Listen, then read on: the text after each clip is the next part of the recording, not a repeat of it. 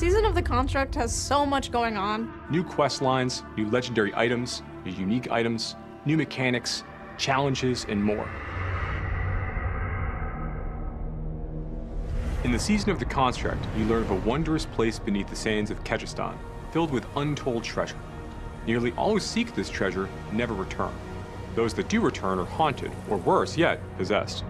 You seek out this place to put an end to whatever is lurking there. Following a lead, you discover a sprawling network of underground vaults. It houses the Loom, a priceless apparatus built long ago by the brilliant mages Zoltan Kul and Ayuzhan of Chaldeum to shape the elements and build tools to serve humanity. While exploring the network, you rescue Ayuzhan, only to discover that the demon Malphus has taken over the Loom to create its own private hell. Malphus is a servant of Diablo. He is unlike other demons we've encountered in Diablo 4.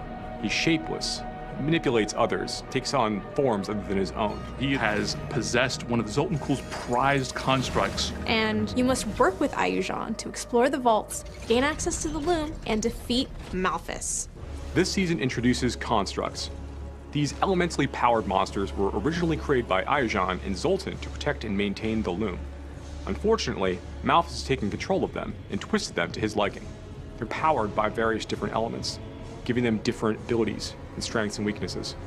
You'll also find them, of course, in the vaults themselves, protecting the many treasures within. As players engage with the storyline of the Season of the Construct, they're going to come across a broken version of the Seneschal during the questline. The Seneschal is a special construct that was built to command the other constructs based on Ayuzhan's and Zoltan's direction. Ayuzhan of Chaldeum repairs the Seneschal to follow your orders. The Seneschal construct is your companion. It's a rebuilt construct that will accompany you throughout the season. Your construct's power will grow along with you. The Seneschal construct has many different abilities that can complement the player's build. It can deal damage, crowd control monsters, or even support you directly by healing you or providing you a damage bonus. Magical stones are the key to customizing and empowering your construct. They are primarily found in vaults. You get governing stones from the season questline, and you get tuning stones from playing through the seasonal content. A governing stone is a core construct ability, while a tuning stone is a singular modification for any number of governing stones. As players are progressing through the Season of the Construct and they're leveling up their Seneschal, adding new abilities and improving them, they're going to find abilities that are going to deal damage to packs of monsters, to single monsters, and also abilities that are just focused on buffing the power of the player themselves, so that players have different options as they're progressing through the season. One cool ability is Auto Defense. Auto Defense summons a magical barrier around your construct that shoots down enemy projectiles. Another cool ability that your construct has is Focus Fire. It is a channeled ray of fire that can chain to multiple enemies. Use combinations of tuning stones to transform a seemingly simple skill into something truly crazy. Vaults are seasonal dungeons that are filled with a high concentration of deadly traps, where you can farm for the magic stones for your Seneschal constructs. You can find the entrances in different zones of Sanctuary. When the player enters a vault, they are met in a familiar area of Sanctuary. Then, the player teleports to the vault proper, encountering great challenges. Vaults not only have our new construct family in them, but also new traps built for this season. Players are going to discover many new hazards inside these vault spaces. Whether it is spinning pillars shooting out flames or other traps. Players need to stay on their toes while they're progressing through these vaults in order to stay alive. Each vault culminates in a gauntlet of true skill. Players must avoid traps while fighting waves of enemies and a powerful elite. If you survive that, the traps will turn off and the treasure room is revealed. If you get hit by a trap, you lose 1 stack of Zoltan's Warding. Zoltan's Warding is a special buff players can get by interacting with the statue of Zoltan Kul when they enter a vault, if they have a Pearl of Warding.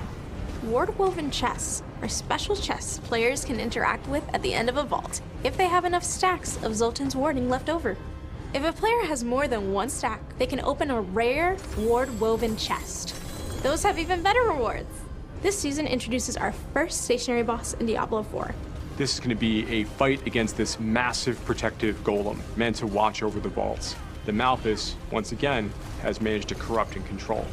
Because it's stationary, it gives us the opportunity to include some of the season's new traps into the arena. This presents a lot of unique and new mechanics for the players to navigate and fight. The player is going to need to bring all of their skills and abilities to bear as they try to destroy and fight off these Malthus-controlled constructs. They're also going to make good use of their own Seneschal, make sure they remain upgraded in the fights to come. The Gauntlet is a new, fixed-seed, non-linear dungeon, where players have a fixed amount of time to achieve high scores by proving their might. Any player who unlocks World Tier 4, Torment Mode, can compete in the Gauntlet. The Gauntlet starts several weeks into the Season of the Construct. At the beginning of each week, a new Gauntlet replaces the current one. Unlike other dungeons, every time you and other players enter the Gauntlet that week, it will be exactly the same. Same monster positions, same affixes, everything. This makes it a fair competition. Additionally, monsters within the Gauntlet start at level 100. This is meant to test your fully leveled up and geared out build. It's highly replayable, enabling a broad set of player choices.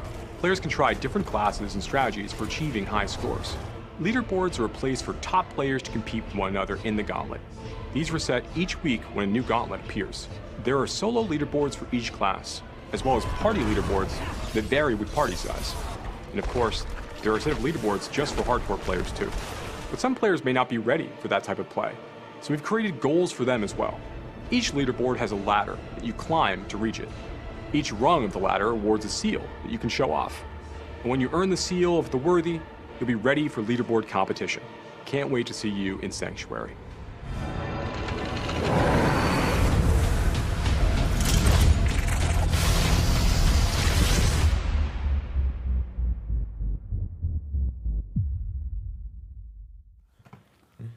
Hello, Diablo community. Welcome to another Diablo 4 Campfire Chat. My name is Adam Fletcher. I'm the community director here for Diablo, and I'm joined by two very familiar faces.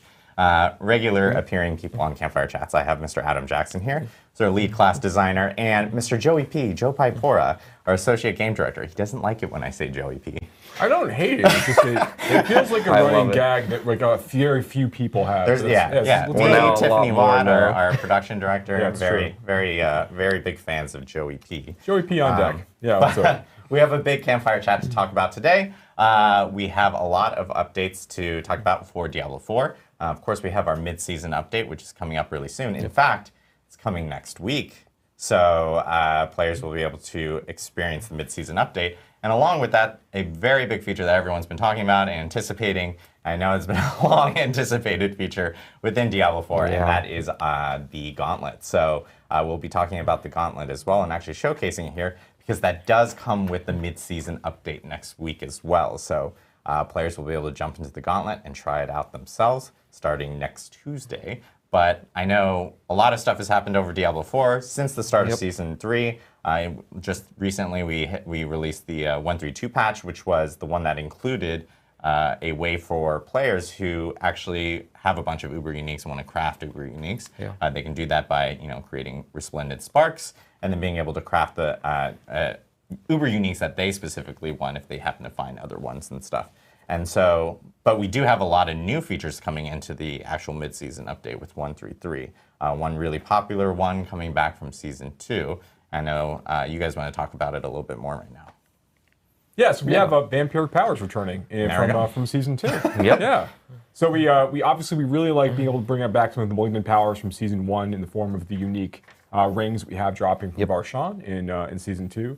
Now, as we're looking towards Season 3, in the mid-season patch, we're able to bring back some of the vampiric powers that players really seemed to like. We thought were pretty cool. And bring them back in a slightly different form. I think Adam's going to talk about in a minute. Yeah, we'll be going over all of them and which ones we brought back and what they do. You'll be able to see all of it in a little bit here. Yeah, so I think we have a kind of a slide to start talking about our vampiric powers.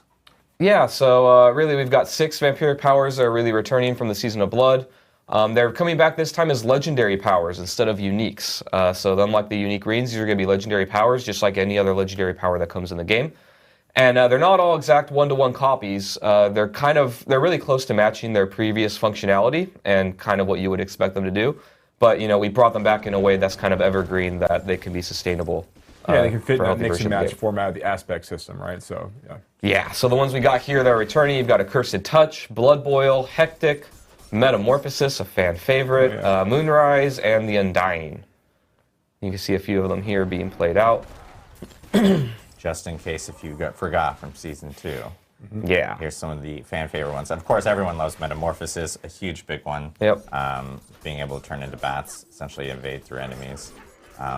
But as you mentioned, they're coming back as these legendary aspects, legendary powers. Yeah, so here we're going to show you the exact text, so you can screen cap that, figure out all the exact differences between these and what's in Season 2.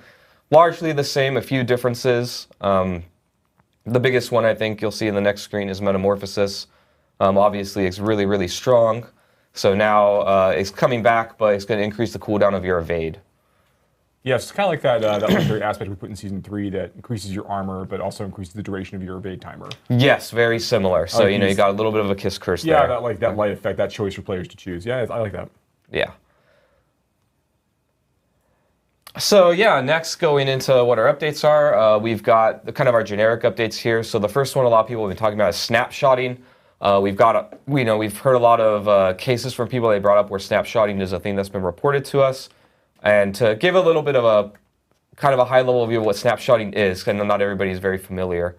Snapshotting is this idea that when you get a buff, let's say a damage buff, you're able to hold on to that buff for a longer duration than it would normally last if you use it on a skill that is like channeled or lasts a really, really long time.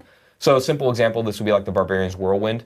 If let's say I got a 50% damage buff and it lasts for 4 seconds, if I have that buff on me the moment I channel Whirlwind, it'll keep that buff going until I cancel Whirlwind because I had it when it started. And so if I keep my Whirlwind going forever, I'll keep that 50% damage buff way beyond the normal 4-second time. If the game didn't have snapshotting, then it would just last for 4 seconds, whether or not I started Whirlwind when I had it, and that would be how long I would be doing the bonus damage. So in general, when it comes to snapshotting, we want to really remove it from the game as much as we can.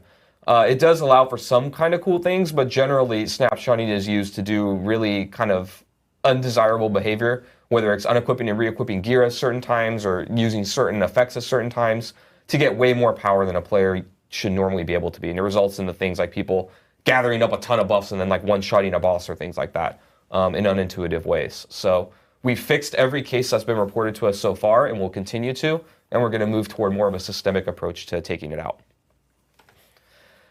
Also for the Gauntlet, because we know that a few people were concerned about the Gauntlet and how snapshotting would be able to work there. In the Gauntlet, your gear, the skill tree, and the Paragon board cannot be changed. So you can't do any weird things of unequipping, re-equipping legendaries or things like that to try and gain an advantage. What you bring into the Gauntlet is basically going to be locked. So it'll be a fair place for people to compete. And lastly, more generic thing, but the Rogue, we found an issue where the Weapon Mastery passive was double dipping on critical strike damage bonuses, particularly when you mixed Weapon Mastery and the Precision Key passive. Players were able to do way more damage than was intended. So that is another bug fix that is coming in this patch. All right, so next let's get into our first round of the class updates. First, we're going to start with the Seneschal Construct. Yeah, the Seneschal class. Yeah, the Seneschal class. Yeah. So really, we've resolved quite a few different bugs and also reduced the power of some things that were overperforming.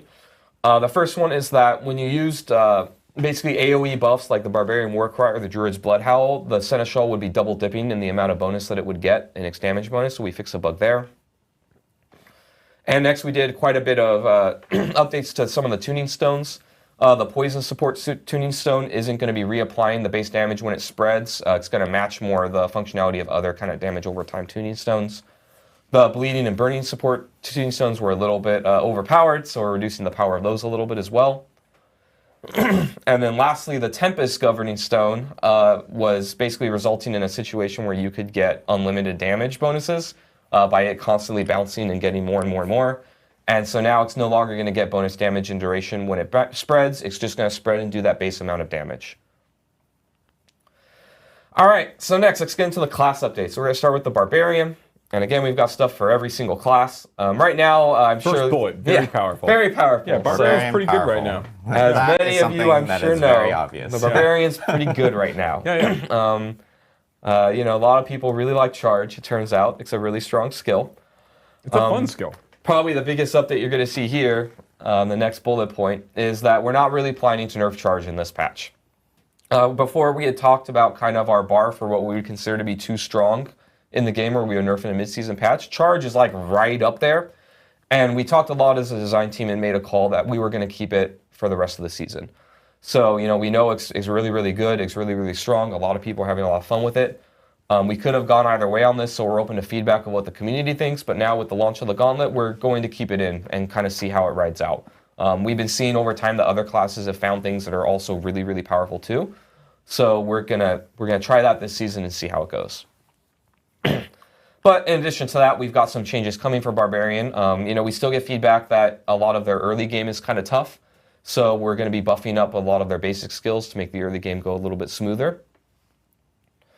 And then we're also doing some buffs to some underused skills and upgrades. There's some examples here. We've got Strategic Ground Stomp. The ultimate cooldown reduction is being doubled from 1 to 2 seconds. One of the Iron Skin upgrades and the upgrade for Call of the Ancients is just getting a number increase. And Gore's Devastating Grip. So this is kind of a storied history in our game. Yeah, it was really, really good when the game launched. And now we brought it down quite a bit, and now we're increasing its power a little bit again to bring back Whirlwind builds. So the ranks of Whirlwind are going up from 1 to 2 to 2 to 3, and we're increasing the amount of the explosion damage a little bit there as well. So really, when it comes to what you look forward to Barbarian, it's really everything, because we're not nerfing Charge, but also their early game and Whirlwind builds will be a little bit better as well. And again, when we're going through all these updates for the classes, this isn't everything that is going in that we're showing you. You'll be able to see the patch notes very soon, but this is just a sneak peek of some of the things that are happening. So there is a little bit more for everything, I think, than what we're showing today. So next we got the Sorceress. So Incinerate is a skill that we know people have had kind of a hard time really getting a lot of effectiveness out of. So we're increasing basically everything across the board. The damage is going up. All of its upgrades are going up. So Incinerate players should be rejoicing. We've also got quite a few buffs to Conjuration skills coming in. So for people that like using Conjurations. And then also some buffs to really generically used, underused passives and Paragon Glyphs. So really across the board, you're just going to see some buffs to various things. So here again, for Sorc players, Incinerate and really Conjurations are the things that you have to look forward to. And next we've got the Druid, who's got quite a few powerful things coming. So similar to the Barbarian, the Druids, we've gotten feedback that they kind of, they have a really, really strong late game, but their early game getting there can be a little bit tedious to go. So we're buffing a lot of their basic skills. We gave an example here for the Druid with Wind Shear. So you can see here the Spirit generation is going up, the damage is being increased, and the Wild Wind Shear upgrade, which gives you more Spirit when you hit enemies, is also going up. So really just better resource management in the early game. And then Companion Druid. So we could pretty consistently hear from players that they really want to make a companion build really work and feel good. So we've got some damage buffs across the board for all of the companions, particularly Wolves is getting quite a bit stronger. But we've got things for Wolves, Poison Creeper, and Ravens. And then we've got some additional buffs to some underused passives. And then last but not least, the Storm's Companion unique. So this is the one that makes your Wolves howl when they do some lightning damage in an AoE. The ranks of Wolves that you're getting is going to be increased from 2 to 3 to 4 to 5. And then also the Storm Howl damage, that damage that happens when the lightning bolts come down, is being increased by a lot. And so you could see here... Enhance. Yeah. Yeah, so before I was doing in this example at this level, 100 to maybe 400 damage, 150 to 400. And now it's going to be doing closer to 8 to 1300 damage per strike. And these things strike multiple times too, and in an AoE, so it's actually quite a bit of an increase. So really, as far as Druids, your early game will feel better for pretty much every build, and then Companions, and especially Wolves, are going to be quite a bit more powerful. Next, we've got the Rogue. So we've got Heartseeker and Force Foyer. Their attack speeds are being increased. So, when it comes to basic skills, a lot of people gravitate to Puncture. It's really, really strong. It applies vulnerable, but also you're able to stutter step, and it feels really good when you cast it. And you're just throwing knives. Yes, and knife throwing is cool. I can't give everyone knives on every skill, but I also think arrows are kind of cool. I just think there's areas for improvement. So knives and everything. Maybe knives on the arrows? I don't know. But anyways, as far as how it feels to use, the 2 arrow skills should feel exactly the same as Puncture as far as how you're able to stutter step, how quickly you're able to cast them. They've been made to match. And then we also heard some feedback that Flurry isn't really feeling as good compared to the other core skills, so we're increasing its damage. And then we're also improving the functionality of both of its upgrades. They're just going to be a little bit more usable. And then Precision, everybody's favorite new change in Season 3. We're actually going to be reducing the stacks required for bonuses from 6 to 4. So this is a buff to precision. It's really meant to help with actually the rhythm and the way that you feel when you cast it, that how often you get the proc should just feel a little bit better to use when you're using it in combination with other skills. And then last but not least, we got the aspect of branching volleys. We're kind of redesigning or upgrading this legendary quite a bit. This is with barrage. When your barrage arrows bounce, they do more damage, but now we're actually adding a little bit more to it. So you can see here on the left is kind of the old version, which basically said that your arrows had a chance to split into 2 arrows whenever they ricochet. And I love that zoom in. Oh yeah. So now on the right, firstly, it's going to increase just the base damage of ricocheting arrows from barrage. And then also they still keep that chance to split into 2, but that chance has also been increased by quite a bit. Yeah. So really this legendary just wasn't very powerful or being used very much, and now it should be quite a bit better. So yeah, as far as things to look forward to, really range builds I think are going to feel pretty good, and then flurry as well is getting quite a big increase. And last but not least, we have the Necromancer, and we have a lot to cover here with Necromancer, so hold on to your butts here. So first we got minion buffs. One block, just minion buffs. Giant block of text here. So really their damage is being increased by about 20% just across all minions. Their health is going up by about 10%. A lot of their passives here you can see are being increased. We've got Hellbent Commander, Cult Leader. Corporeal is a pretty big one, I think, that you'll be able to look forward to. So before it was that you and your minions just deal increased physical damage. Now it's also going to be giving you increased move speed for every active minion. Yes. So, Necromancers rejoice. Minion builds will be catching up with their army and vice versa as they go through the game. We also fixed an issue with Skeletal Reapers where they were spawning too few corpses, so now they're going to be giving a lot more corpses when you take that upgrade. And also just talking about minions a little bit. Minions is one of our big priorities to kind of feel really good. We think that the issue with minions is not just that they're not dealing enough damage, but also we want to increase kind of the cool factor and the way that you engage with them, particularly the golem. So we do have quite a bit more coming in Season 4 that I wanted to let everybody know about. But this is kind of a little bit of a taste of what we plan to do with minions. The initial volley of changes. The initial volley of changes, yes. Yeah. We have a lot coming in Season 4 in addition to this. And then next, we've got also buffs and functionality adjustments to a bunch of other things. One example here with a passive is Spiked Armor. It kind of makes sense that it would give you armor. So now it's also going to give you armor in addition to thorns. Death's Reach is a passive that we're redesigning completely. It used to be that you dealt more damage to enemies that are far away. Now we're changing it to be Death's Advance, which really just gives you move speed. So now, generically, Necromancer players will have a way to just put 3 points in a passive and gain additional move speed more than other classes. That'd be great, yeah. And then we've also got some core skill buffs, particularly to Blight, Blood Surge, and Sever. There's some number buffs, and I think even some functionality and other tweaks to make the bulk of them feel a lot better. So really, when it comes to Necromancer players, movement speed is the name of the game here, and also minion builds should feel quite a bit better than before. And lastly, we wanted to talk with you all a little bit about how we do our updates and the timing of them. We've run into a issue, not really an issue, but a situation that happens pretty commonly. So normally when we think about updates, in our last live stream we talked about how we kind of made a promise with you that at the start of every season, every class was going to get at least 1 new legendary and 1 new unique. And what happens sometimes is we'll have a new legendary or a new unique in the pipe, and we have a cool idea, we've made a new design for something, like I'll give an example, let's say Fireball Sorcerer, right? We have a really cool new legendary for Fireball Sorcerer that we've put in, we've play tested it, it's ready to go, but we don't have a new legendary for every other class to go with it, right? And we kind of run into this situation where we have to decide, is it okay to put something into the game when one class will get more than other classes, right? We tend to try and keep things mostly equal when it comes to these updates. And so we kind of wanted to hear your feedback a little bit of would you be okay and would it be cool with the community if when we have more than the equal amount of other classes of updates to do, that we just put them in when they're ready, or should we wait until everybody kind of has parity on things?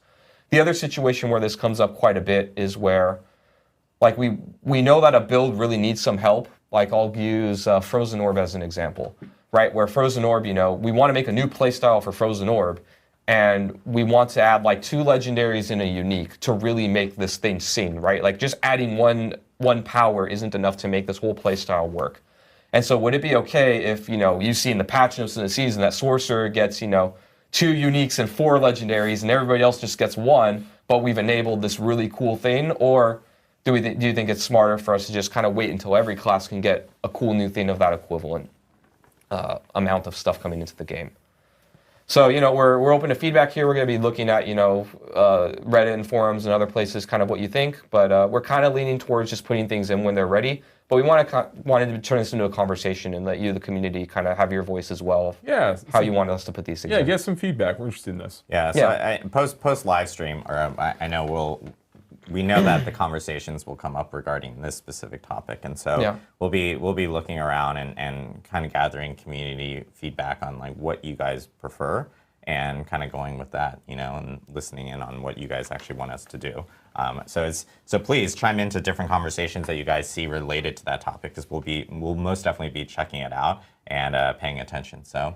And this is just a small, as Adam mentioned, this is just a small piece of what we're actually including in the mid-season update. The full patch notes are actually going to be out tomorrow. So we'll end up posting all those before the weekend, and players can check out the full entire patch notes. And of course, this mid-season update includes all the vampiric powers. It also includes Gauntlet, which we're about to showcase here. So it's a pretty beefy mid-season update. And just to remind people as well, because I know a lot of people are like, oh, well, there's a lot of changes in this mid-season update.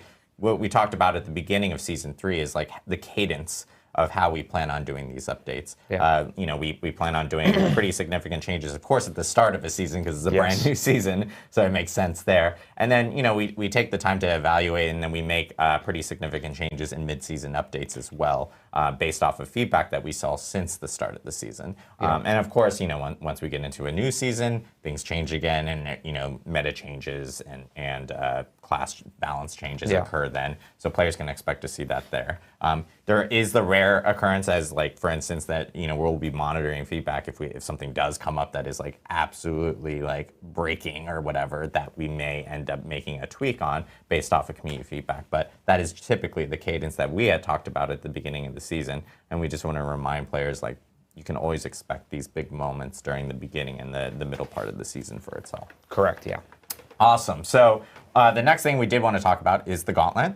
This is a long anticipated feature. It is the leaderboard feature, essentially, within Diablo 4. And we actually have a cool showcase that we want to show you guys here. We have 3 different devs that are. We're going to show you a showcase. We're going to show you a showcase. Just this once. Showcase. But we have 3 different devs that are going to be joining us, and they're going to be running through their build specifically through the Gauntlet itself. And we are joined by 2 Diablo partners, 2 Diablo content creators who are going to be commentating through this. This is Anna Cake Live and Macro Bioboy. Thank you guys very much for helping us out here. And our 3 devs are going to be, of course, from here within Irvine, so they'll be playing live here within the studio. Irvine, California. Yep. And so we actually have John Constable, who is on the engineering team here for Diablo 4. We have Liam Kerr, who's a associate class designer on the design team here for Diablo 4. And we have Steven Stewart, who some people may recognize as Leviathan, a former Diablo content creator, or maybe still a Diablo content creator. He's like behind the camera, I don't know, who will also be running through his build through the Gauntlet, so you guys can actually check it out. But what we do want to do is we do want to hand it off to Anna Cake Live and Macro Bioboy, who will be running us through some of this Gauntlet stuff, and then we'll come back and we'll give you guys a few little updates about Season 4 and do some Q&A. So, Macro, Anna, take it away. Thank you so much, Adam. Hi, everyone. I am Anna Cake Live, and I'm incredibly happy to be here today. And together with my friend Macro, I'm happy to first time see and comment on showcase of the Gauntlet. Hi, everybody. I'm Macro Bioboy. I'm your friendly neighborhood necromancer. Yeah, Anna, this is wildly exciting. It's so great that the players finally get to get their eyes on what we're going to be expecting coming out next week. We have the Gauntlet Showcase, 3 amazing developers. These people, they're going to show you all the stops, and we're going to be able to help to kind of bridge the gap, bring you some of that information about the mechanics that are going on, what you're actually seeing, and what you can expect as well. So it looks like, first off, and I'm already incredibly excited for this because I'm a Necro boy here, we're going to be showcasing Liam Kerr on the Bone Spear Necromancer. This is like the build I'm the most excited for, and it looks like we're actually all set to hop right in. So let's go ahead and give him a second to hop into the gameplay here. Here we go. And guys, we just started the Gauntlet. The first thing that we see the boss, and we just skipped the boss. The Necromancer is just running, skipping the boss, proceeding into the dungeon, and apparently trying to get... I already see here is the first shrine. Macro, tell me something about this shrine and about this Necromancer. I know that you definitely want to share with us everything that we need to know about this Necro. Absolutely. So before I get too deep into the Necromancer, let's basically just talk about what you're looking at in the Gauntlet. We have 8 minutes to get the highest score possible. Every monster that you kill, every boss that you kill, as well as some chests that we're going to see later on, are going to be dropping proofs of might. This is basically what you're getting, that teal score there on the right side. And it's speed, utility, and strategy is what we care about the most here. Monsters are going to be level 124, so this is similar to a Nightmare Dungeon 70 in difficulty. That means that you don't have to worry as much about survivability or crazy damage numbers. You need to be doing just enough to be able to kill things as you run and gun.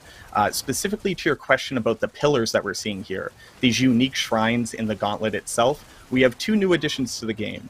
One is going to be a shrine that's going to respawn all of the monsters in the dungeon. That's right, it's not just about getting through the dungeon as fast as possible, it's about getting through it multiple times over. Secondly, we have another shrine which is actually going to increase how much score you get whenever you complete any of those objectives that I just saw. And then right there, we actually have the return of normal shrines as well. These are going to be dropping off the bosses. Anna, what can you tell us more about these shrines and what people need to worry about strategizing with them? Oh yeah, that's the whole this Gauntlet. It's all about the strategy. The shrines gonna be always the same. They're gonna appear in the same places, and the shrines that gonna be dropping from the bosses that also will be the same. Then you need to plan your trip through the Gauntlet. Are you gonna kill the boss? Are you planning to use those shrines? When are you planning to use those shrines? Once again, the shrines, the special shrines from this Gauntlet, they will be either resetting all the monsters in the dungeon, and here we see our Necromancer just killed the boss first time, resetted this boss, and he's going back and killing him again and getting a lot of proofs of might, increasing his score. By the way, Necromancer current score is already 58k. We are going not bad. We are progressing further in the dungeon. The map will always stay the same in this dungeon. It will stay the same for a week, so you can plan your path. You can always choose your way how you will be progressing in this dungeon. And here we see the second shrine, the second pylon our Necromancer touched.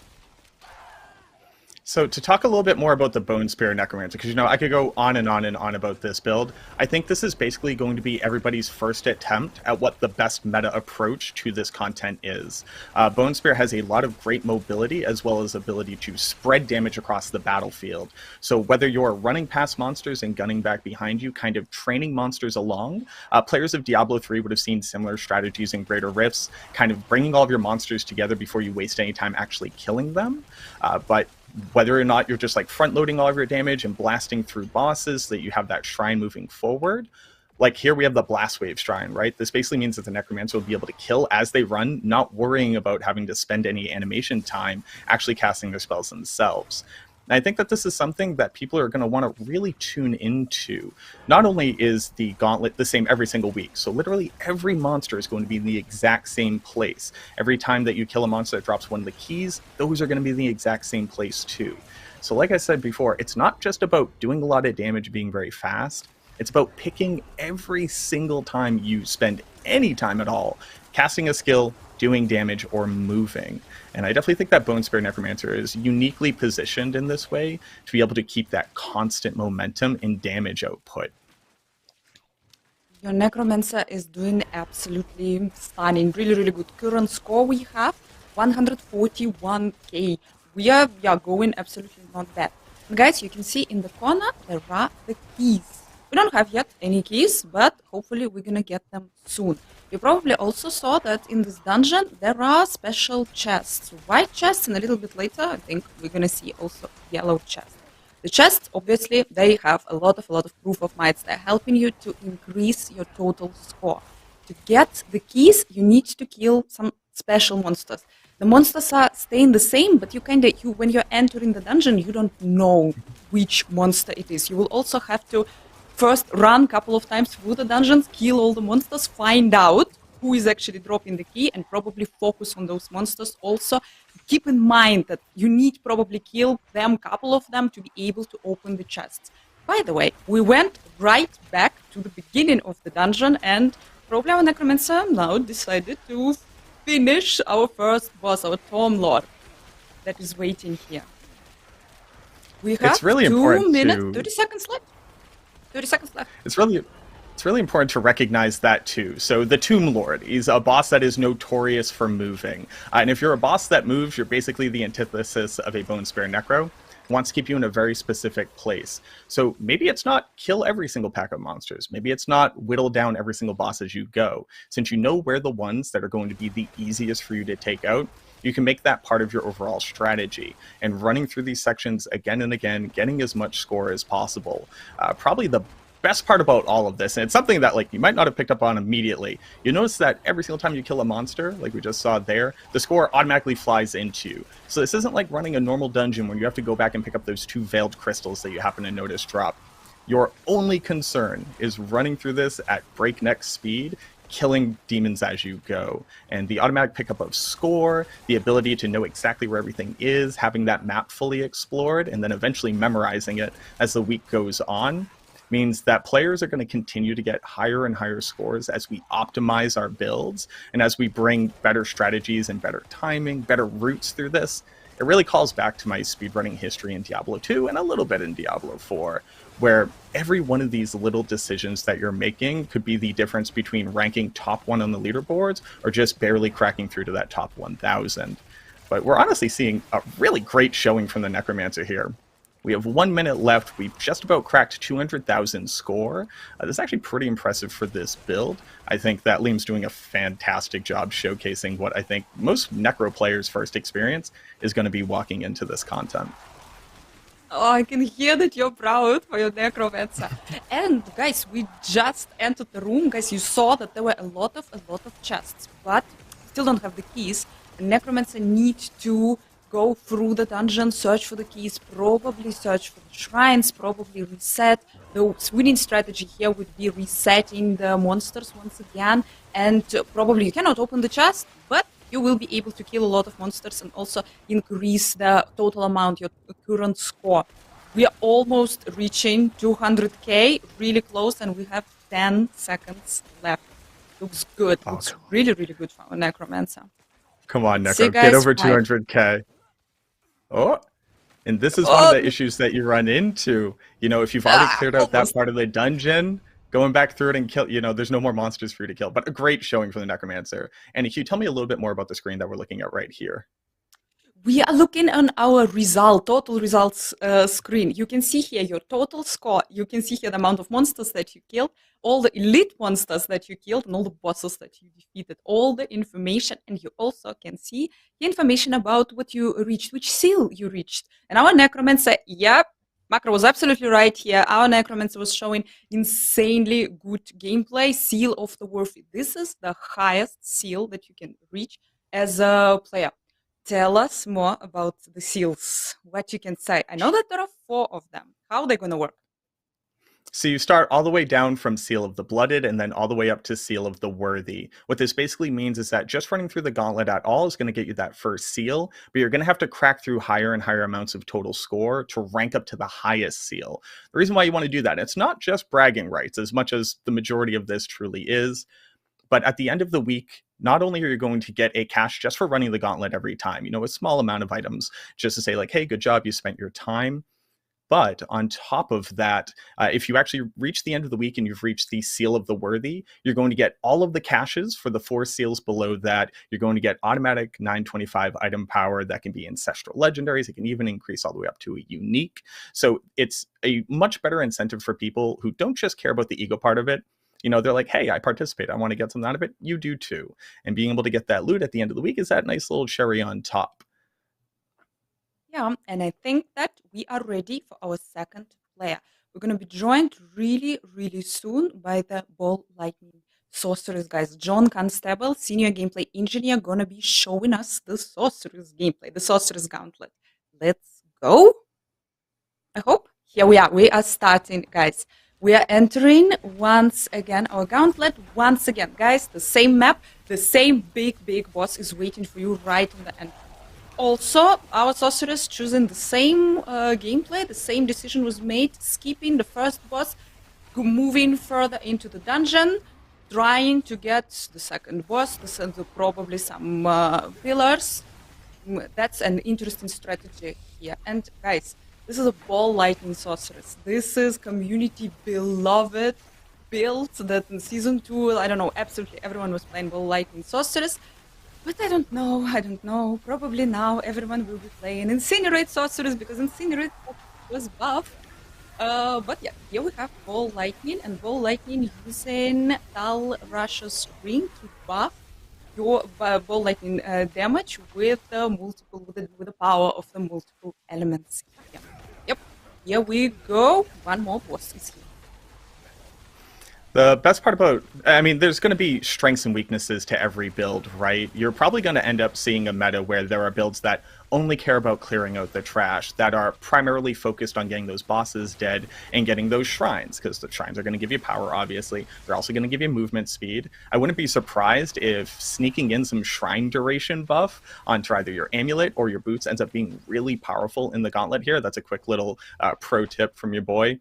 But there's not necessarily one right way to do this. On top of that, every class, every ladder that you're in is actually judged individually. So the necromancers are going to be judged against other necromancers, sorceresses against other sorceresses, so on and so forth. So where some builds may not have the mobility, but they have the boss kill speed, or maybe they have the density clearing, but not the mobility, the exact strategy for each individual class is going to really make or break what ends up being the meta for the Gauntlet, which is one of the things that I think is the most interesting about this.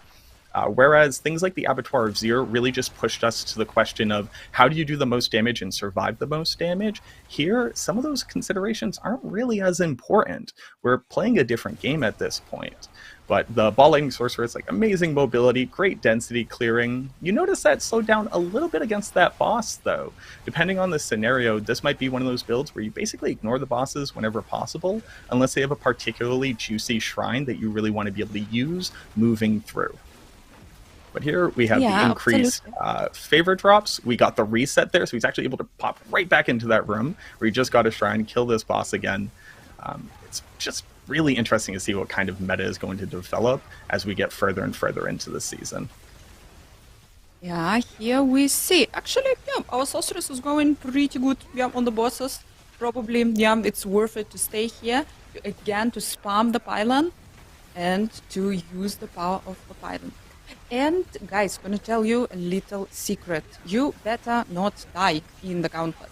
Hardcore players, yeah, I understand, but for softcore players, if you're gonna die, you're gonna lose the third of your score. You're gonna respawn in the dungeon. You will be able to pick up your score, but only if you will run back to the place where you died. And yeah, this is again, you're wasting way too much time if you're dying in the Gauntlet. Here, once again, our Sorceress, by the way, current score of our Sorceress is 1k, a little bit, we just reached 1k, going really good. Progressing further and further into the dungeon, one more pylon is waiting for us, and I want the chest, I want someone to finally open the chest. But yeah, so far, no one can get the key. The keys are quite rare, only special monsters are dropping them. Here we go. 4 minutes left. Yeah, so just over the halfway point, it does look like the Sorceress, their natural mobility, I mean, she could teleport, right? That's obviously going to go a little bit faster than somebody running on their two legs, but already doing a really good showing. We're definitely going to crack over that 200k, probably closer to like maybe 300, depending on whether or not he turns on the turbo boosters here. But you're talking about those keys, and maybe I'm just going to spitball this while we're watching here. My mind's kind of already going crazy, theory crafting, trying to figure out what's going to be the best way here. But to be able to open up these chests, like you said, you have to kill specific monsters in the dungeon. They will drop the key. Now, there's the regular chest, there's a golden chest. Obviously, big gold chest, worth more points. But the interesting part here is that how valuable is that for you in your current route is going to completely depend on where you went first. Do you zerg your way all the way up to that key, knowing that you passed by a gold chest in your typical, fully optimized route? Or is that just not part of your strategy at all? There's an interesting dichotomy there where it's just like, depending on where the keys are spawning on the monsters in that week's gauntlet, maybe they are huge, maybe they're pivotal to how you can actually get the highest score possible. Or you kind of have to make the decision a couple of seconds left in your run. You're like, hey, I got 1 or 2 keys. I see a couple normal chests coming up. I know I'm not going to be able to reach the gold chests since those are in the same spots as well. I'm going to make that mad dash. I'm going to get back up into there, get those 2 little chests. Sure, that's like good enough for me on this run. But being able to make those decisions in the heat of the moment, or at least at first, when everybody doesn't necessarily have their best route already mapped out at that point, is going to be where those like small little spikes in score. I'm really, really excited to see the leaderboard as it develops. Obviously, you're going to be able to see the actual builds that people are bringing into the Gauntlet on that same leaderboard, but you're not necessarily going to know how they ran through it, how they prioritize killing bosses versus the elites, etc. So there's still going to be a little bit of mystery, but at the very least, you'll be able to copy the build if you can at least see the gear that they have. I think there's going to be a lot of mystery. Actually, how we see it right now, it's really a lot about your strategy and not that much. Yeah, your build obviously will be super important. How quick are you? How quick you can kill the big groups of monsters? How quick you can kill the bosses? But your strategy, I think this will be the key. Your path through this dungeon, this will be deciding. And yes, the leaderboard will be moving from day 1, and on the very last day, someone gonna sneak in and will be the top of the leaderboard. Yep, interesting times ahead. Our sorceress, guys, closing almost 200k, and we entered this beautiful room with a lot of chests. We had 2 keys. We opened 1 chest. We opened the 2nd chest. We are getting a lot of points. We are really, really close to 200k, and we are moving forward. White chest and yellow chest, they both actually cost only 1 key to open. But obviously, the yellow chests, they are bigger, they are shiny, they are giving you way, way more points. So, yeah, you need to focus, you need to prioritize if you can, you need to prioritize the yellow chests. We reached 208k, 43 seconds left.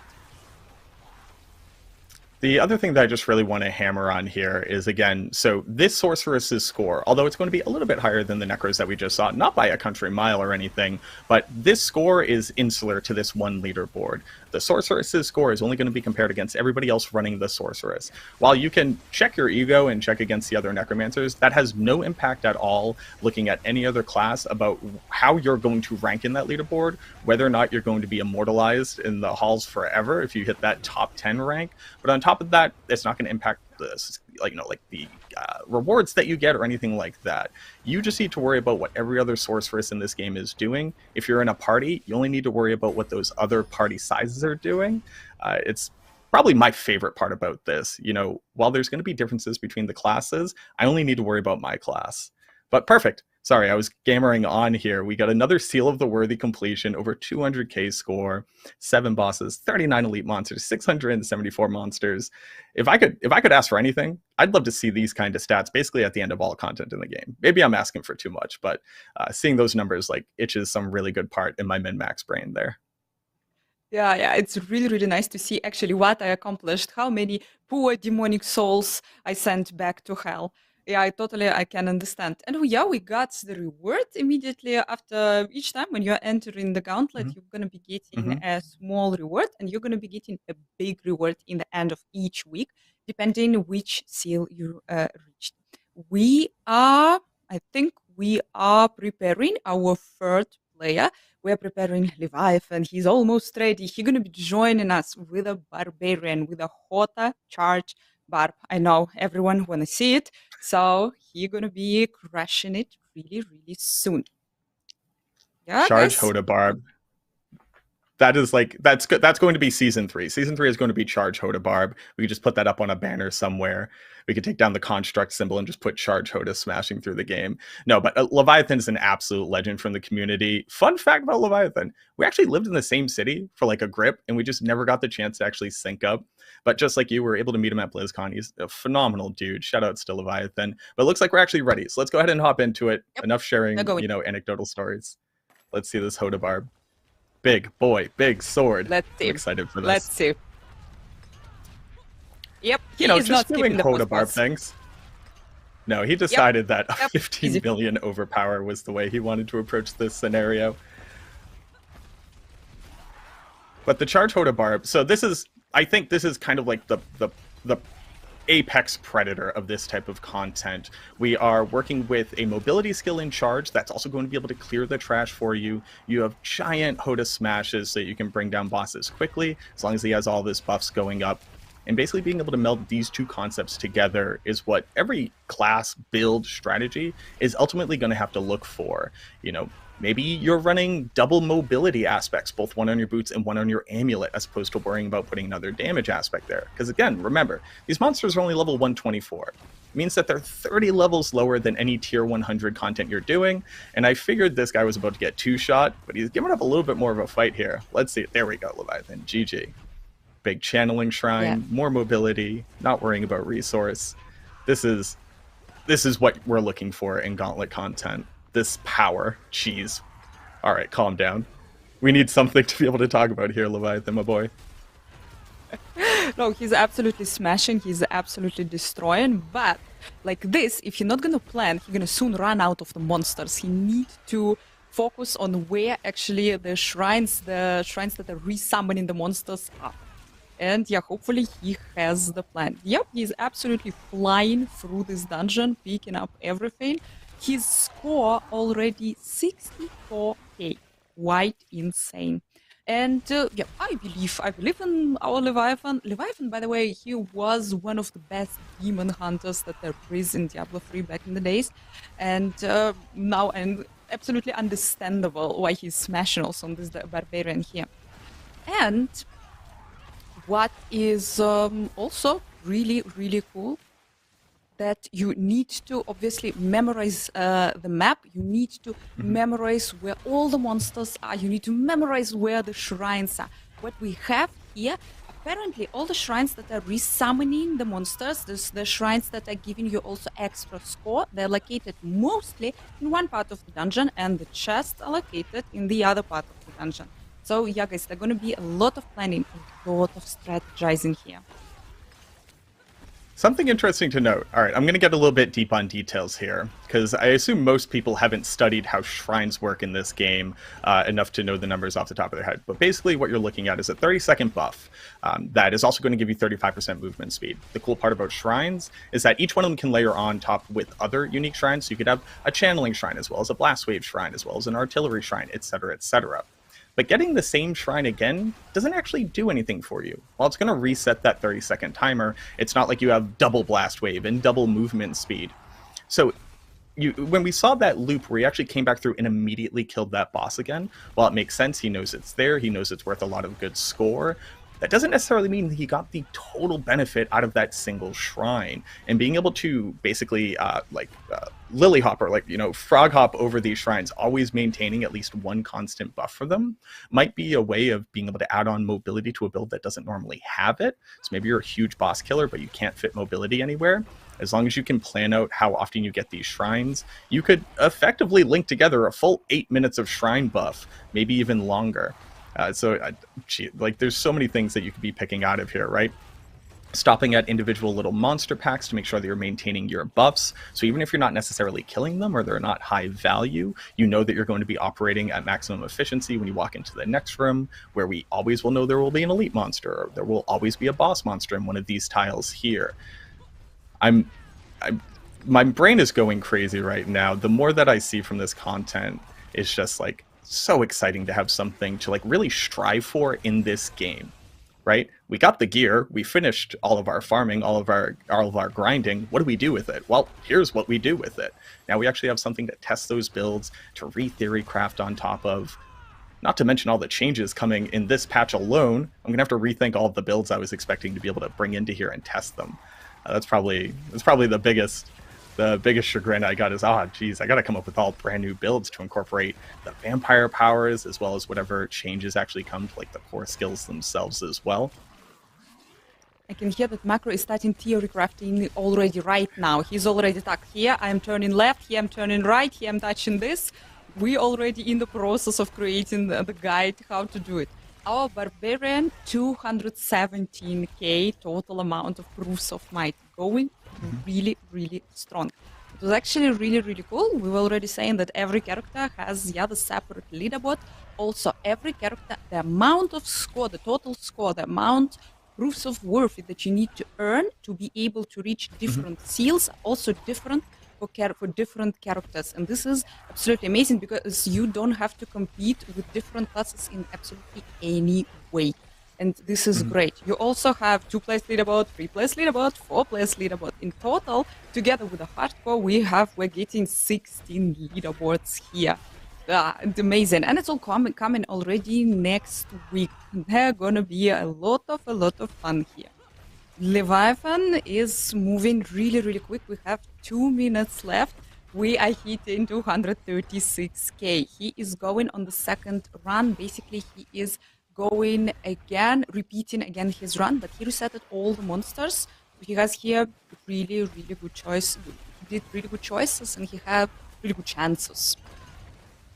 That's a secret substat that I wish we could see on this board. How many total miles or kilometers have you run through this individual gauntlet? Because I'm pretty sure Leviathan has cleared this thing out already 3 times over, and he's still got a cool 1.5 minutes left on the timer here.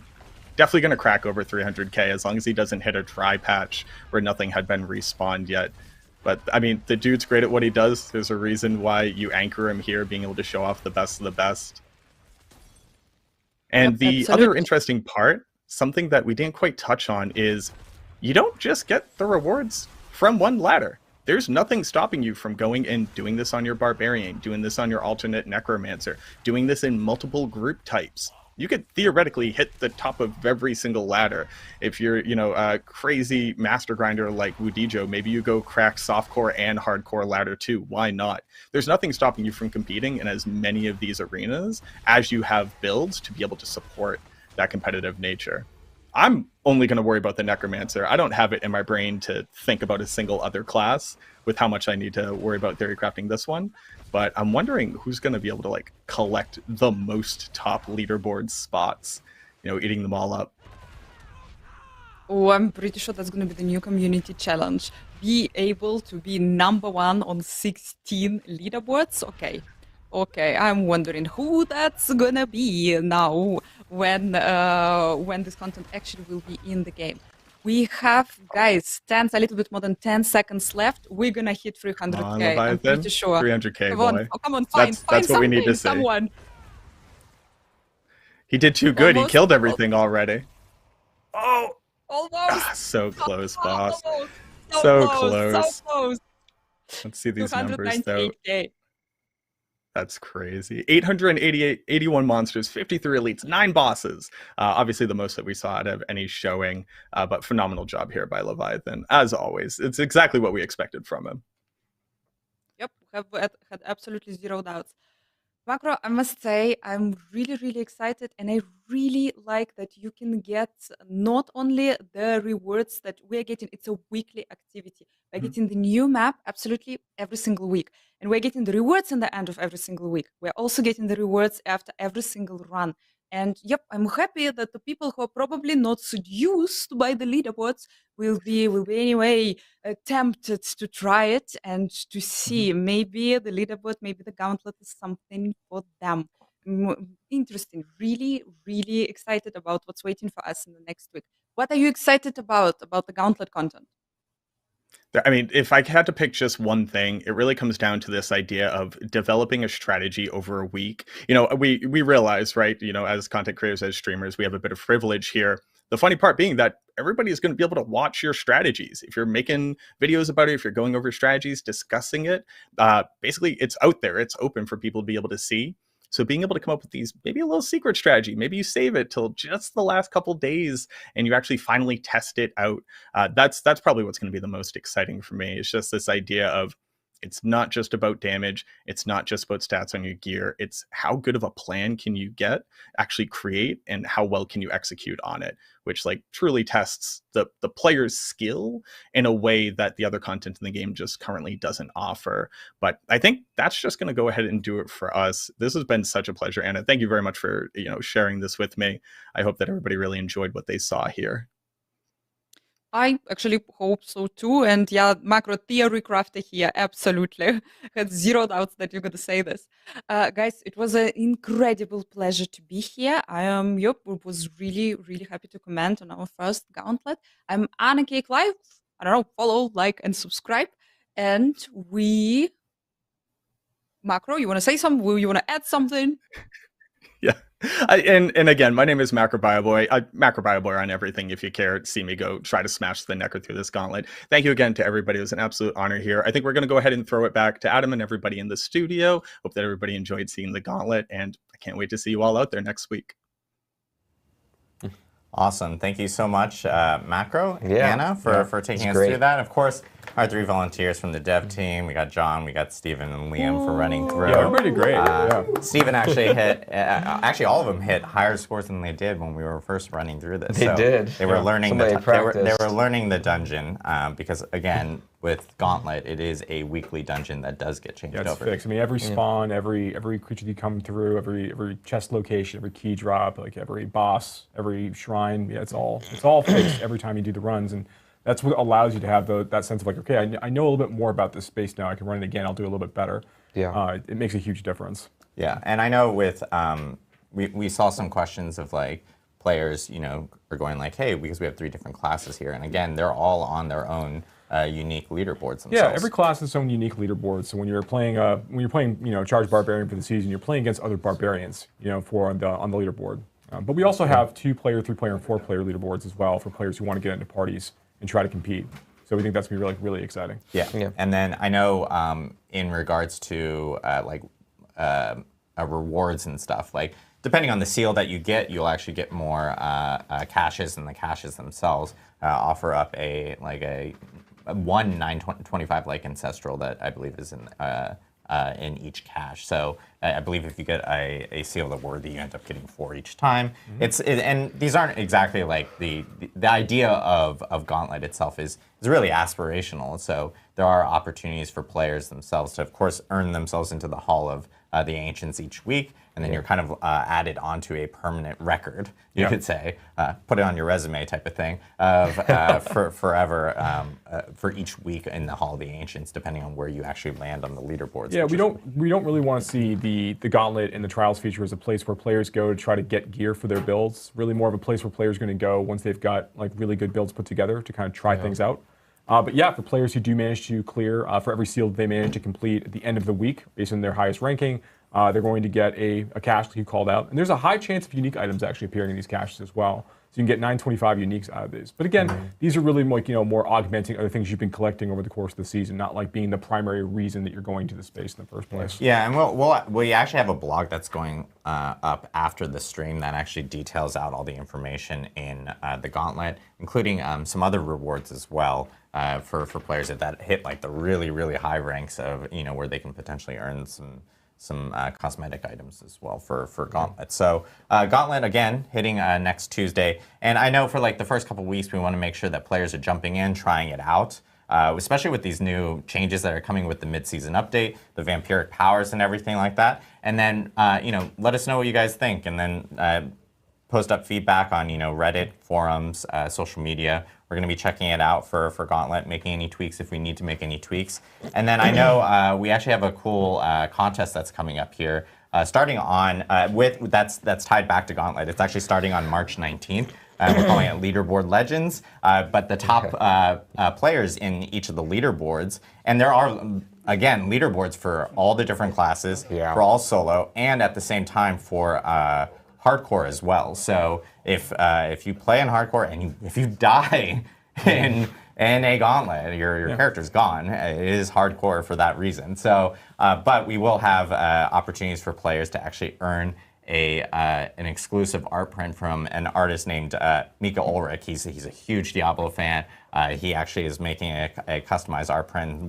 That contest itself will be running for 2 weeks. So we'll have more information on that contest as we get closer to March 19th. But players that do compete on the leaderboards, they'll have the opportunity of actually earning a exclusive like customized art print as well, which is actually pretty cool. So Gauntlet shipping next Tuesday, and it'll be in of course, our mid-season patch notes that we have going up tomorrow. So, and we have a blog going later today with a lot of stuff posting. So, really cool stuff happening. Yes, now here exactly. Back end. One thing we did want to hit on, and this is some pretty big news from our end. One is it's an update regarding Season 4, and I know Joe. Wanted to talk a little bit about it. So I'm very excited.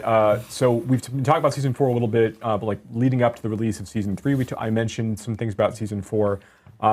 We know there's gonna be a lot of changes being made in that season. You may recall, for some of you who've been around since the launch of the game, we had some streams after Season 1 went live. We talked a little bit about some of the changes we wanted to make in Season 2.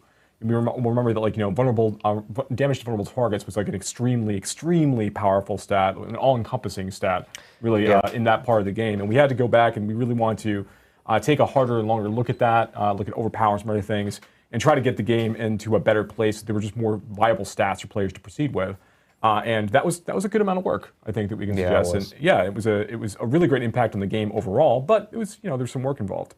Season 4 goes well beyond like the scope and scale and changes that we made in Season 2, particularly with regards to things like our stats, attributes, and the way that rewards work. So while there were a lot of things that we did in Season 2, and we're really happy with a lot of things in Season 2 as a result, there was a much better version and expression of the game experience overall. We have a lot more planned in Season 4, and the team has been hard at work for months and months working on a lot of these things on the side. So Season 3 came out, we had some changes with it. I think it's gone very, very well. There's a lot of really fun stuff in Season 3. Season 4 is going to be responding to a lot more of the reward concerns that players have, a lot of things with regards to itemization, and other things we're not going to talk about just yet. But the news that we actually wanted to talk about today is that we're going to be opening up a PTR for Season 4 so that we can get a chance to let the community come in and test it extensively before the content actually goes live when Season 4 launches. So it'll be coming up, while Season 3 is still active. The Season 4 PTR will go live, and players get a chance to check that out and give us the feedback. And if they find issues and balance things, and we'll get a chance to kind of interpret all that and make some changes as we go. Yeah, and I know players themselves have been asking, hey, how can we make Diablo a better experience? We want to be a part of it. Totally. It's something that the team here has most definitely heard. Yeah. As Joe mentioned, there's a ton of changes, especially around itemization that are coming into Season 4. So the team here really did feel a need for a PTR for players to jump in, try it out, provide their feedback while Season 3 is still active, of course, because we want to make sure that players are jumping in before Season 4 actually does start, and giving us that feedback so we can make any type of tweaks and changes from our end. And I know the team here has been doing a lot of work to incorporate a PTR into Diablo 4, especially for the first time. And so what we will say is, like, PTR, of course, will be before Season 4 starts. We'll actually have more information here in the coming weeks. We're actually going to have another Campfire Chat specifically focused around PTR and the content that you'll be playing in PTR. So it's kind of, it will be a little bit of a reveal of what you'll be experiencing in Season 4 as well. So it's going to be... There'll be some things we'll hold on to talk about. Some things we'll hold on, not everything. But a huge amount of stuff. Huge amount of stuff to talk about for Season 4 them. And I will say it will be we're already talking about it and going like, wow, it's going to be a pretty beefy Campfire Chat coming up here in the next couple of weeks. We'll have more info soon. But and one thing that we did want to note is it is just PC Battle.net to be as agile as we want to be with the changes on PTR. PC Battle.net was the best option for us. Right. So players on PC Battle.net will be able to experience the PTR themselves.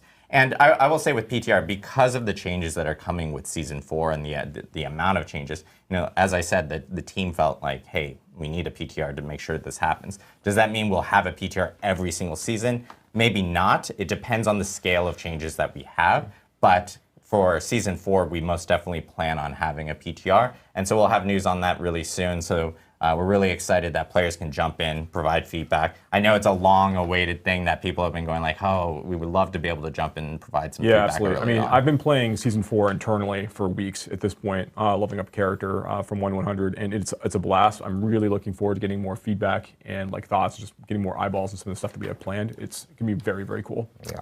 Awesome. So yeah, like I said, we'll be back here in the next few weeks. We'll have information on when that Campfire Chat will be for PTR and all the information that you guys will be experiencing in that PTR specifically. So, and because I know like not everyone is experienced at PTR, I probably should define what a PTR is. Yeah. It is a public test realm. It is the ability of players being able to jump into a earlier build. And kind of like test it out. Think of it like almost like a mini beta test of some sort to experience content that is coming down the line so that they can actually provide feedback over to us. Yeah. And then we can make changes before things do go live. We've had PTRs for Diablo 2, we've had PTRs for Diablo 3, and of course now we have PTRs for Diablo 4. So really excited for that. And again, we'll be back in a couple weeks to talk about that. Right. We'll now jump into Q&A. Yeah, we know that a lot of people have questions, and we'll try to get through as many as possible. And then we'll remind everyone, at the end of the stream of like checking out the site for all the Gauntlet information and stuff like that. If we can't get to stuff, vlogs going live. Vlogs going live. Yep. So I know one question that we've seen a lot, at least within the community, is regarding the changes in 1.3.2. With the crafting changes, the ability of being able to craft Uber uniques. And we've seen some feedback from players related to that, especially related to like Resplendent Sparks, how many are required for them. I know you guys wanted to talk about that really quickly. I'll jump into this first, right? So for the uninitiated in 1.3.2, in our last patch, we put in the ability for players to be able to craft these Uber unique items of their choice once they reach World Tier 4. And they require Resplendent Sparks to do so. And you get Resplendent Sparks by finding another Uber unique, which are very rare, salvage them, and then that gives you the one material that you need. Now, at launch, you need 5 Resplendent Sparks in order to craft one of these Uber uniques. In the next patch, where this is going to be where the Gauntlet's going live and the trial system is going live, we're going to be reducing that from 5 to 4. Now, why did we choose these numbers? So alongside those changes we made as part of that last release, we also dramatically increased the drop rate of Uber uniques from non-Duriel sources. So while Duriel gives you a fairly steady drop rate chance, still low, obviously, it's hard to find Uber unique items in general. They're very rare and very powerful. It was exceptionally rare, as I think most players would understand, to find Uber uniques outside of the encounter of Uber Duriel, which is one of the reasons why Uber Duriel is so popular. We did dramatically increase that drop rate chance. It's still very, very rare, right? So you're not going to be seeing it all the time, but we are seeing a dramatic uptick in the number of Uber uniques that are dropping throughout the game as a result of this. So why go from, if we heard some of the concerns about the number 5, why would we go from just a 20% reduction to 4? So we are seeing more of these Uber uniques dropping across the board, as I suggested. And this is sort of us beginning to get a sense of how players are interacting with these features as we start looking towards Season 4. So in terms of like the number of Uber uniques that are dropping, the way that players are engaging with various parts of the game overall to like farm up these items, we're seeing some changes in patterns, which is really, really cool. We just want to let things evolve a little bit and see how things proceed. And as we kind of get into Season 4, we'll be looking at making potentially further adjustments based upon reception and how we see the numbers actually doing. Yeah. We still want Uber uniques to remain in a spot where they are very aspirational. They're not expected for every build to have them in order for them to come online and feel fun. Obviously, players really want them. You want them for your characters. They're really potent. But they shouldn't be the thing that is enabling you to really do something fun with your class. It's an extra layer on top of your class once you've managed to get one. Awesome. Question that we have here is, are we getting any endgame content in season? I'm sorry, I was supposed to read the name. Oh God, hey, you don't put your names, it doesn't count. Jucklax asks. Jucklax? Or Juck with a J. Juck with a J. I'm sure everyone's really happy that we're spending all this time on this. Very important. Are we getting any endgame content in Season 4?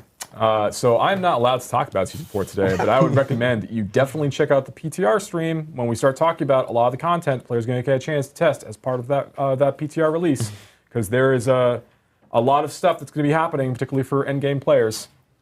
There we go. There's a question regarding Gauntlet. Wink. I said it, so that's, yeah. So, congratulations. We have a question from Globusnus. That was, why is the level difficulty only Nightmare 70 for the Gauntlet? Yes. So we wanted to make sure that Gauntlet content felt something players could start trying to dig into immediately upon entering World Tier 4. Why did we do this? We wanted players to be able to ramp up through the content as they're leveling up through that last World Tier. And we wanted to see how players were going to react to it, basically, as a result of that. Do players ever want to try playing through it at 85? Because when you're playing through the Gauntlet, there's the seals that I think were discussed during the playthrough. The players can earn based on the point scores you're able to get. If you're crushing those point scores, you're getting rewards for doing that. And it gives you that sense of progression as you go, and you get more and more of your gear online. You find more of the uniques you need. You manage to get you start getting your 925 items online. A lot of your player power can come online as you get your glyphs leveled up and things. It doesn't mean that you need to wait to level at a very high level to be able to go do that content. So we want to make it available. And we also want to focus a little bit more on how quickly players can navigate the space, use shrines to the best effect, reset creature spawns, fight bosses, spawn bosses. We want to focus more on the strategy element of it rather than the sense that monsters had much higher hit point values and dealt much more damage as part of the run. We weren't looking to recreate the AOZ moment, for example, as part of the space. We want this to be a little bit faster, a little bit more approachable for players of different gear scores, effectively, when they start getting and build power parity when they start getting to the space. Having a fully tricked out build is going to still be very, very useful because it allows you to blast a lot faster. Yeah, and also I'd just to double down, the purpose of the Gauntlet it's not meant to be really, really hard to get through at all, where if you just finish it, that's an accomplishment, right? AOZ was more that room, can you beat it? Yeah. And that's not what the Gauntlet is. The Gauntlet is about how quickly can you beat it, how do you optimize, how do you strategize, how do you change your route? It's a different thing that we're testing for players. It's not just about defeating it at all. It's about the point score. Yes. Yeah. Speaking of AOZ, Sparky Quark 7 asks, any AOZ content coming soon? I just really recommend, again, check out, just really look at that stream. There's a lot of stuff happening in the PTR stream. I just really recommend just get a chance to check out that stream. I would recommend it. I'm going to answer this really quickly because Shark Cohen asked, is the P and PTR public or private? It is public. So if you are a PC Battle.net user, you'll be able to actually jump into the PTR. We'll have instructions and everything of how to do that once we have the PTR up and we have the stream and everything like that for players. Is PTR free from Midwest Bob? Yes, it is. Is there an NDA? No, there's not an NDA. Can you stream it? Of course you can. So yes, we'll have more information on that again with the PTR. Yeah, I know there's a lot of PTR questions. I just want to make really clear, it is free as long as you are a person who owns Diablo 4 on Battle.net. Correct. Yes. So yes, correct. Yes. It's if you're already an owner of Diablo 4 on Battle.net. Good clarification. Fonz asks, Adam, will you be able to see a breakdown of individual score relative to the other people in your party in the Gauntlet? Actually, that's a good question. If you can go to the leaderboard and actually inspect players, because I haven't done that myself on the build. So yeah, right now it's party score, so it's totaling up the value of your whole team. Person. Yeah. Got it. Okay. There is no I in team. Or party. I guess my own sub-question to that would be on a solo leaderboard, would you be able to actually see someone's build if they have their profile not private or something like that? Can you actually pull up their character? Yeah, you'll be able to see the skills they have equipped at the time, and you'll be able to see their key passive. So yeah, you can't look at their whole skill tree, but you can see a lot of information about them. Awesome. Because we don't talk about this, but we actually did make some updates to the profile screen. We made some updates at the same time. They'll be showing up in that release. Imligit says, will the Gauntlet leaderboard be region locked? No, because everyone's playing technically on a global server. That's right. When you do play with your friends in your own region, you just tend to connect to them. You tend to connect to people that are playing near you because of obviously latency and stuff like that. So, that's right. Does the companion go with you in the Gauntlet? So I think I saw this comment a lot, especially when Stephen Leviathan was playing through because he was the charge barb. And so a lot of people thought he didn't have a Seneschal construct with him. No, just charge barbs just move really fast. So he most definitely was there. The construct was there and was following him and stuff like that. So it'll be with you inside. It will be with you inside the Gauntlet. And just so that you guys are aware, Gauntlet is a feature that is not just Season 3. It is a feature that goes beyond Season 3. This is a part of Diablo 4 going forward. So generally your seasonal powers and things will go into the Gauntlet. You'll be able to bring everything to bear that you can. Yeah, we talked about this quite a bit actually, whether we wanted that to be the case, and we think it's more fun to allow these things to coexist. Question from Cody4PF. Why is there minimal mob density in Gauntlet? The barb ran out of density. How am I supposed to play this with my friends? I think players, with Gauntlet is like a different type of like play style. Players will most definitely have. You'll learn the dungeon throughout that week. You'll learn that you can actually take bosses. You don't have to kill that boss right there. You can most definitely bypass it. Maybe even like leash it or bring it with you into other rooms. You might want to save it because you might want the shrine later in a different way. There are shrines that actually bring back mobs back to life, so you can immediately get an additional score. And so there's a lot of strategy involved with it. So I know a lot of people are going like, hey, there are specific moments where like Steven was like, didn't have anyone to kill there. It's mainly because, you can actually strategize and pull specific things and try to figure out exactly what ends up working really well for your character, your build, or how you want to actually maybe use shrines to benefit exactly who you kill there. Yeah, we're not looking to make a slow-paced experience with the Gauntlet, which I think you probably saw. You saw the players getting a chance to check it out earlier. But we're also not trying to maximize density in the same way that we would in like Nightmare Dungeons or Helltide areas. Players aren't getting loot drops and they're not getting a lot of experience from these creatures. So that really the focus is on the player having an idea of like where they can find packs of mobs and where mobs can be found in general in the space, and navigating the environment carefully in order to like maximize their point gain during that time, and then interacting with these other things along the way. Why are you smiling? I have a question from someone in here, but this is the most hilarious username. I look forward to this. I'm gonna say it, but it's hilarious. Just go. Bob Dole's Blue Pills asks, very good, any possibility of getting better cosmetics through gameplay, maybe through Gauntlet, skins on par from the shop, etc. This is actually a active conversation that's been happening a lot, especially based off of community feedback that we've seen regarding the shop and stuff. So I will say that we don't have anything to say right now, but we'll have some more news regarding some items related to the shop that we'll be sharing here over the coming weeks and months and stuff that will kind of help with some of this conversation I know that we've been hearing. Sorry, that name was just, wow. Al Quadrodia asks... killing it over there. I know, amazing. Adam, perfect. Where can we find new vampiric legendary aspects? This is something we mentioned at the beginning of the stream, and if for people that are just kind of tuning in, vampiric powers are coming back into Season 3 a little bit, tuned a little bit differently. Some of them. So you'll be able to find them the same way you can find any other legendary in the game. They're just going to be random drops everywhere. None of them, just to clarify, they're not going to be in the dungeons like the Codex of Power. None of them are going in there, but you'll be able to find them just like other legendaries just randomly out in the world. So no different than any of those. Awesome. Chronics TR, Nightmare Vaults were a community favorite and very awesome to run through. Will they come back after Season 3? There are a lot of really good learnings from Nightmare Vaults and a lot of the content we have in Season 3 that's kind of advising things we're doing with Nightmare Dungeons across the board. While Nightmare Vaults themselves are not immediately returning like in Season 4, for example, they are also something we're going to be continuing to look at and think about for future releases. But we're really glad that players have found like some value in them and just how exciting they are and how punchy they are on the reward side. So yeah, they're fun. They're a great disruption to the Nightmare Dungeon loop sometimes too. Yeah. Afrojack365 says, do you guys plan on offering an armory to maybe swap builds? This is something that we've heard a lot over. We've talked about it before too on stream. We really like this idea. The systems teams, the UI teams, all like the idea of doing this.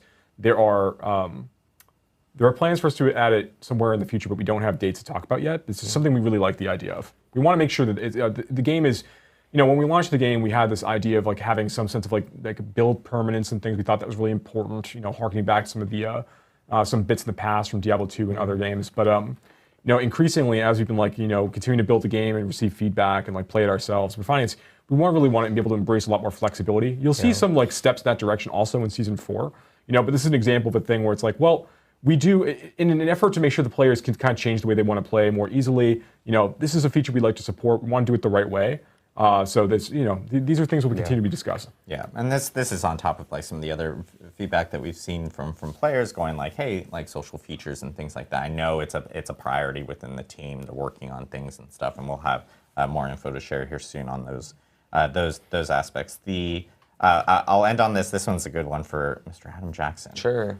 Because this specifically talks about the Necromancer and some of the changes that are coming. This is from First Time Cheddar. Why would you guys remove damage from Death's Reach's passive?